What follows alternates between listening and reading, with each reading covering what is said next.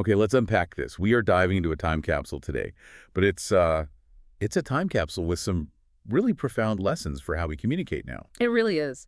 We're looking at a piece of, well, digital archaeology centered entirely on the beauty of extreme, almost arbitrary constraint. And our source material for this is Nick Douglas's landmark collection, Twitter Wit. Brilliance in 140 characters or less. Yeah, and crucially, it includes that fascinating foreword by the Twitter co-founder, Biz Stone.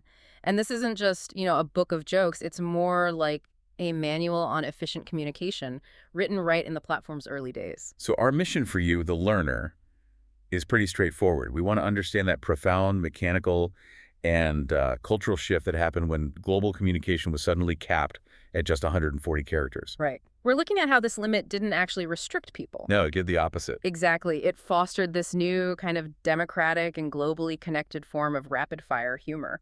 And we really need to get why the people who built the platform believed this capacity for quick wit was so essential. It wasn't just a fun side effect. Not at all. It's what Biz Stone called the very triumph of humanity in a world that was, increasingly about algorithms and data. It's so relevant now. In this age of just information deluge where we're drowning in long-form content, the core lesson here is ruthless efficiency. Finding that intellectual aha moment. Yeah, delivered in the shortest, punchiest package possible. So we should start at the foundation, right? The philosophy of simplicity and open communication that Stone was talking about. It feels so counterintuitive. To argue that the foundation of a serious global communication tool should rest on, well, a bunch of clever puns and observations. I know, but he insists humor has this serious utility. His argument is that we are all sort of conditioned to see humor as trivial. That's fluff. Yeah. Exactly, as fluff. We might dismiss a sharp pun as, less significant than some serious article, but he says we should never, ever underestimate humor as a delivery mechanism. A delivery mechanism for what, though? For important information. Laughter, in his words, lightens the load. So if the information is heavy, a disaster report, breaking news, complex political insight wit makes it shareable. And memorable. And critically, easier to digest and then pass on. So it's like an intellectual lubricant. It's the sugar that makes the medicine go down, but for social networking and global news. Right, and this whole idea of surprising utility is echoed by Stephen Colbert, who, Stone quotes, Colbert called Twitter the answer to the question you didn't know you had until you had the answer. Which is such a great line. It's a fantastic line, and what's fascinating is how Stone connects that to the platform's creation. He's saying innovation often happens by happy accident. They weren't setting out to be a global joke machine. No, Yep. they were building a simple status update system. The fact that high-level wit emerged was this beautiful, organic adaptation by the users. It proved that people will always find the most human way to use any tool you give them. And that accidental brilliance, it connects directly to the structural change he talks about. This shift from closed systems like email to open systems. Yeah, like social networks. So why is that distinction so critical for wit to even emerge? It's all about reach and friction. Think about a closed system like email. It's high friction, right? You have to know the address, you compose it formally, you hit send, and the message has this really limited reach. It just goes to who you send it to. Right. But early Twitter, that was low friction. You could just fire something off, and it was public by default. And Stone argues that this public open architecture is what enables what he calls social alchemy. The idea that you can turn lead into gold. Precisely. In a closed system, a random funny thought you have might reach, 2 or 3 colleagues, and then it just dies. Yeah, it's gone. But when it's public, a seemingly valueless message finds its way to someone for whom it strikes a chord. And that unexpected connection, that serendipity, that's where the lead turns into gold. So the open system democratizes the capacity for brilliance. A random thought can suddenly become relevant to a global audience. And that value is just amplified by the network's capacity for speed, simplicity, and scale. He has this really elegant analogy for it. Oh, the flock of birds, yeah. Yes, the flock of birds. He uses that image to describe how you can get this complex coordination from really simple, rapid exchanges. He says these rudimentary, real-time exchanges allow a flock of birds to move around an object in flight as if they were one organism. That is a powerful visual. So how does that translate to an early Twitter user? It means that a simple signal, one concise tweet, can instantly coordinate complex human responses, whether that's a protest or sharing critical info during a disaster or Or just getting thousands of people to laugh at the same joke at the same time. exactly a mass, instantaneous shared reaction. And that speed and simplicity were essential to blend these massive populations he was talking about. 1 billion internet users with 4 billion people who had mobile texting. That combination is what opens the floodgates for beauty and well-timed zingers. That's the engine, yeah. But to bring it right down to the ground level, Stone tells this foundational anecdote, the moment that he personally realized it had passed the essential laugh test. It was a moment of just stark personal contrast, wasn't it? Oh, absolutely. It was the platform's first weekend of experimentation. Stone is having this miserable, hot, physically grueling day. He's tearing old carpeting from the floor of his house in Berkeley, Yes. back aching, totally exhausted. Then his phone buzzes. It's a tweet from his co-founder, Evan Williams. And the message was, Simple, concise, and just wonderfully, utterly self-indulgent. Sipping Pinot Noir in Sonoma after a massage. the juxtaposition is just perfect. Manual, sweaty misery versus instant, serene relaxation. And it's hilarious because that 140-character limit strips away all the fluff. If there's no room for Evan Williams to explain, oh, I had a stressful week, I earned this. No, it's just pure distilled contrast. Exactly. And that compressed difference made Stone laugh out loud, despite being exhausted. And that laughter was the confirmation. The experiment had potential beyond just being a utility. It had human resonance. Okay, but I have to challenge this next point because this is where the philosophy gets a little tricky for me. We know Twitter was immediately useful for really serious stuff, organizing protests, breaking news, raising charity money. Life-saving stuff. Right. And yet he maintains that the wit is the real victory. Isn't that a little naive? Calling a clever joke the real victory over something that saves lives. That tension is absolutely central to his vision. Stone argues that the wit is the triumph of humanity precisely because of the utility. He says that no matter how sophisticated the system gets with all its complex algorithms... It will never be about algorithms and machines. Right. The wit, the quickness, the grace, the humor is this powerful, constant reminder that the system is fundamentally human-driven. If it were purely utilitarian, it would fail. It's the humanity delivered through humor that keeps people coming back. So humor is the essential human component. It overrides the cold efficiency of the machine and makes the whole system sticky and relevant. And he even links this directly to a successful company culture. He does. He says that when they're hiring, a key factor they look for is a good sense of humor and an active Twitter account. Which is a fascinating cultural barometer. It suggests wit isn't a distraction from work, but a reliable proxy for the exact kind of intellectual and verbal efficiency you need to get complex work done quickly. Right. If you can distill a complex thought into a perfect 140-character tweet, you probably have the sharpness you need for rapid innovation in a team. And that brings us right back around to the most technical part, the constraint itself. Stone credits the co-founder, Jack Dorsey, with the spark of genius of that character limit. Which he says proved that creativity is a renewable resource. Exactly. If they'd gone with, say, 500 characters, we probably wouldn't be having this conversation. So why is 140 the magic number? Why does that constraint breed creativity? Constraints are the forcing function for creativity. If you give someone unlimited space, like a blank blog page, they often get long-winded, they repeat themselves, they dilute their own point. But if you impose a strict limit, You have to get inventive, you have to be economical with your language. It forces you to focus on the single most salient point. It forces users to meet the very definition of wit itself: sharp, quick, inventive, intelligent.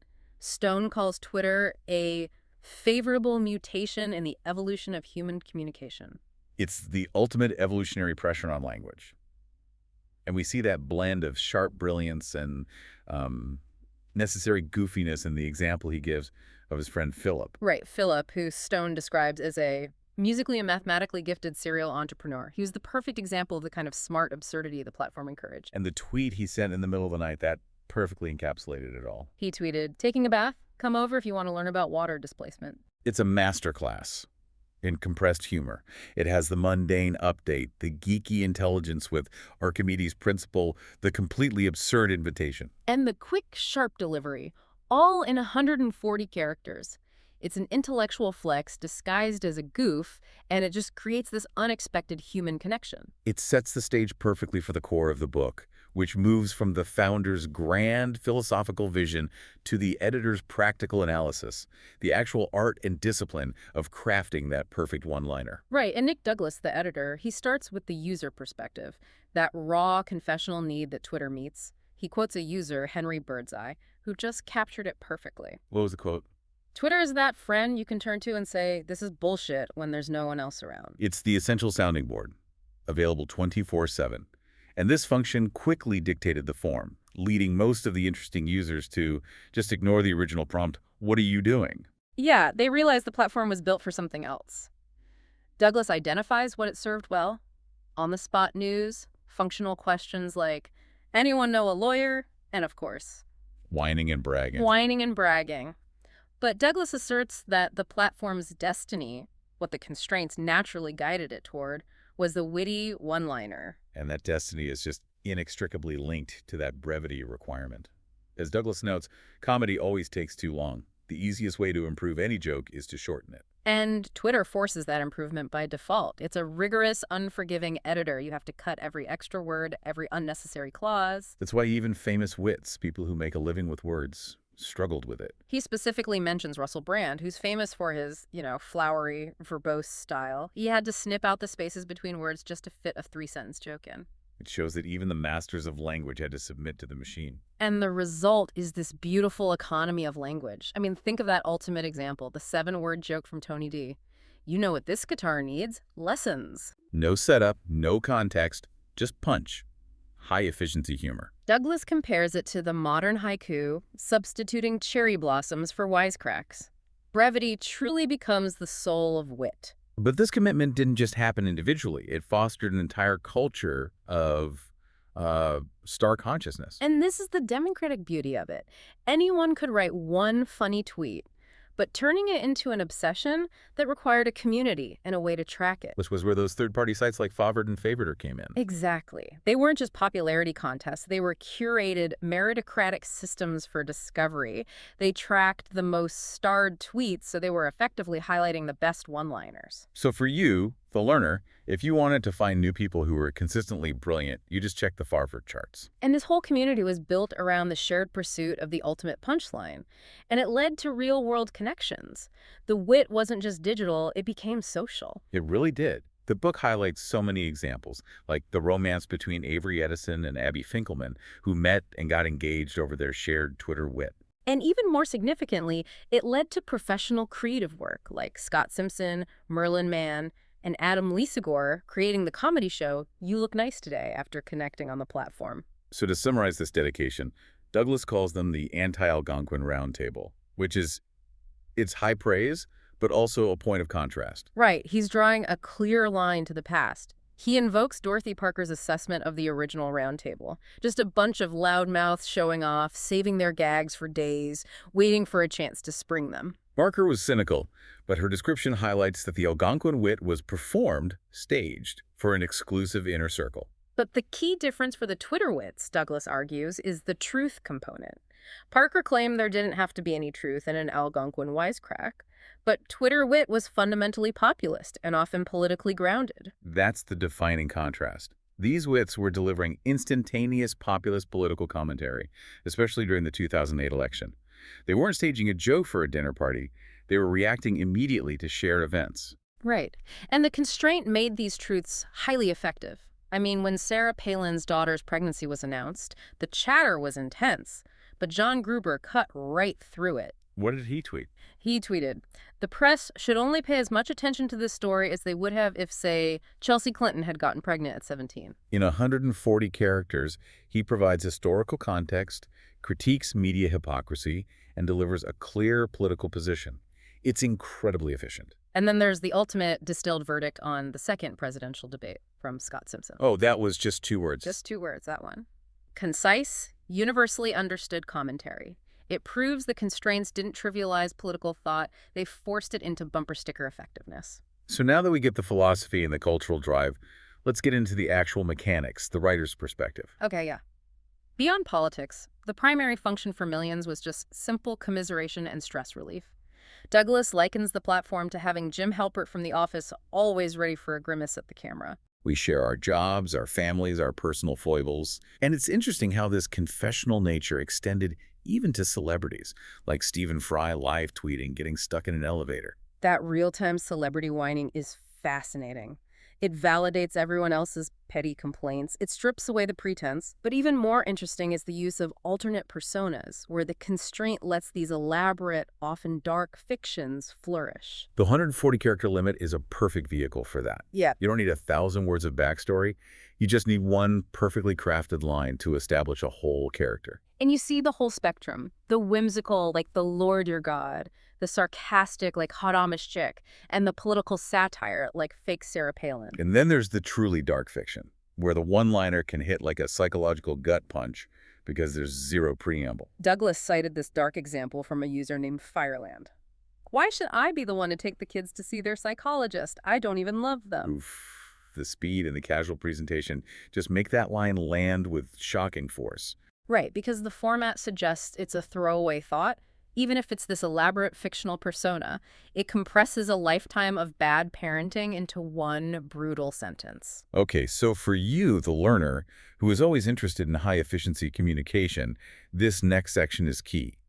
The editor, Nick Douglas, synthesized the discipline behind all this into 5 rules for crafting the perfect tweet. And these aren't just rules for jokes, they're rules for digital clarity. They represent the discipline behind the perceived spontaneity. Let's break down Rule 1. Be brief. Douglas's advice is absolute. If you're writing a novel, you should stop, burn it, and apologize. The harshness is the point. It reinforces the fundamental identity of the platform.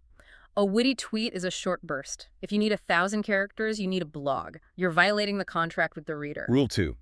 Don't get too clever. If you overcomplicate it, you'll spend the whole day explaining your joke to baffled followers. This speaks to the need for instant consumability. A truly clever tweet is immediately accessible to a broad audience. It's about recognizing shared cultural knowledge, not hoarding exclusive knowledge. Rule 3 is a little surprising. Write a draft and save it. This completely contradicts the idea of spontaneity. Well, that's the deceptive nature of the platform. The appearance of spontaneity requires immense editing. Douglas notes that the better version will occur to you in an hour. True wit, like any art, requires patience and editing. And Rule 4, stretch yourself. Don't just rely on puns or insults. This is the rule of renewal. Douglas encourages users to try a bon mot, attempt a limerick. It's about using the constraint to experiment with higher forms of humor. And finally, Rule 5, relax.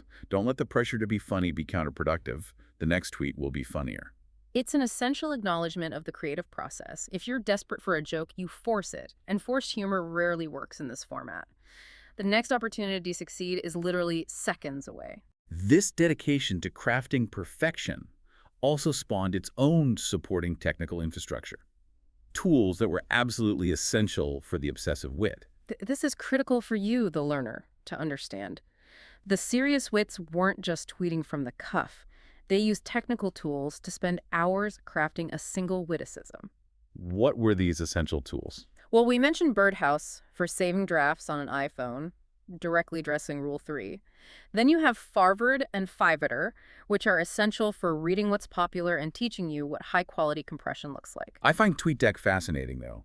The ability to separate followers into personal friends and entertaining strangers. That's the organizational key to the performance. It's how they segmented their audience and their output.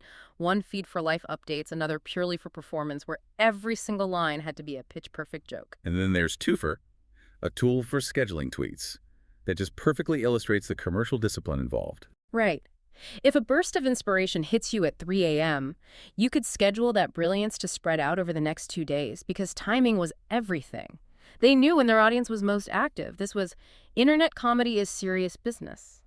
To emphasize the timeless nature of this form, the collection also imagined how historical wits would use the platform. These are fantastic. They show how well classic wit fits the modern constraint. Imagine Groucho Marx. Please accept my resignation. I don't want to belong to any Facebook group that will accept me as a member. A perfect transplant. Or Oscar Wilde, distilling his cynicism for the modern vanity metric.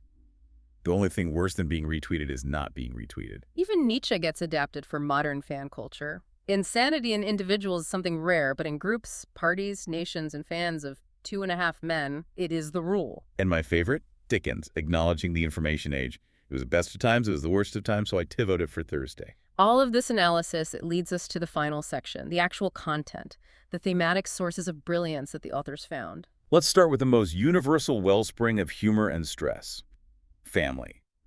The wits used the platform to cope with parenthood, viewing their children as subjects to be seen, heard, and embarrassed. Humor here is a vital coping mechanism. I mean, one user's 9-year-old hopes Santa brings a PS3, which isn't coming. The parent tweets the childhood will be comforted to know the box of disappointment under the tree has another year of free rent inside. The box of disappointment, that's brutal. It encapsulates the entire spectrum of holiday consumerism, financial reality, and parental love in one line. Or the hilariously specific observation about a sister's OCD and ADD. They should cancel out, but instead they just make her forget what she's doing halfway into reorganizing your closet. And that shared spatial struggle of family life, especially with guests, one user calls it shame Tetris. Shame Tetris. That's perfect. It takes a universal anxiety, the fear of revealing your clutter, and compresses it into a familiar game mechanic. Then there's the absurdity of early childhood. One tweet asks, why does a 4-year-old need a dental checkup? Aren't those teeth, like, disposable? This is like putting plastic cutlery in the dishwasher. It just cuts through the parental earnestness with brutal logic. Moving beyond the home, there's the humor of work and daily life, the shared experience of office absurdity. Work stress is a goldmine. We see efficiency levels described as stuck on trying to scrub off a freckle. That perfectly captures unproductive focus, the feeling of being busy doing something utterly trivial. And the high cost of aspirational grocery shopping. I have a theory. Close your eyes, walk into Whole Foods, and put random items into your cart. It always comes out to $45 a bag. That number, $45, is specific enough to feel completely true. Or the shared silent victory that unites an office.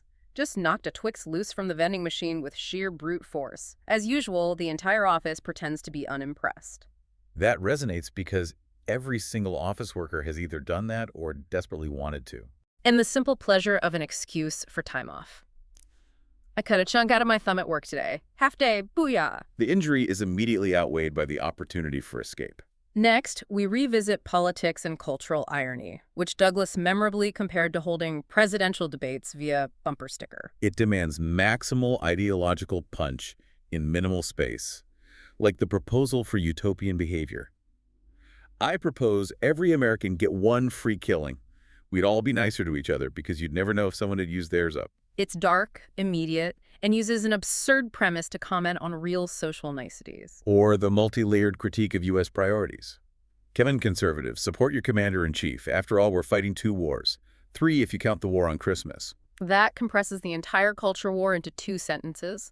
And then there's the instant cultural shorthand. When Governor Blagojevich was double impeached, one user immediately said, it sounds like a Ben & Jerry's flavor. That works because you don't need to explain the scandal. You just link political farce to consumer absurdity. Another core theme is self-deprecation and general absurdity. The format's ability to capture those sudden, odd, specific, personal moments. The moments that capture the brain's strange internal focus. Like parenting through pop culture spoilers. Every morning I wake up and think, don't let it slip about Darth Vader being Luke's dad. It's hard having a 5-year-old who doesn't know. Or the immediate visual comedy of bad decisions. The face painting at the birthday party this morning was subpar. One girl asked for tiger and got surprised basketball instead. Surprise basketball. The sheer unexpectedness of that visual is brilliantly efficient. And that shocking realization when eating fruit you can never unsee. A banana is a troubling thing because after and only after you take a bite, it looks like a cat's ass. The specificity of after and only after elevates a throwaway idea into a universal disgusting realization. This quick transmission of absurd emotion is probably best exemplified by live tweeting. Douglas calls it embedded reporting, and the epic fight example is the perfect illustration. This sequence, tracking a neighbor's argument, shows how the platform could take a private moment and publicize only the most salient, often shocking details in real time. The user, acting as a reporter, captures the escalation. The fight begins over something ridiculous, a rock on a metal band. It escalates instantly to existential relationship status. I told you not to fucking do that. I don't want to marry you. It's an intense emotional roller coaster, and then comes the shocking, absurd conclusion that just shifts the whole narrative. The final, brutal line. She must really want that engagement ring. She just gave him a blowy in the living room. Wait, hold on. They went from screaming about rocks and divorce to that. That twist is exactly what the constraint forces, the raw, shocking truth that immediately undercuts the drama. It's an entire three-act play in a few concise tweets. Finally, we see the mastery of pop culture and analogy, how users connect the familiar to the new. This is where users leverage existing shared knowledge. Uggs are defined as the onomatopoeia of footwear, a highly intellectual yet instantly satisfying critique of fashion. The horror of bad ideas. Was Tom and Jerry Kids really necessary?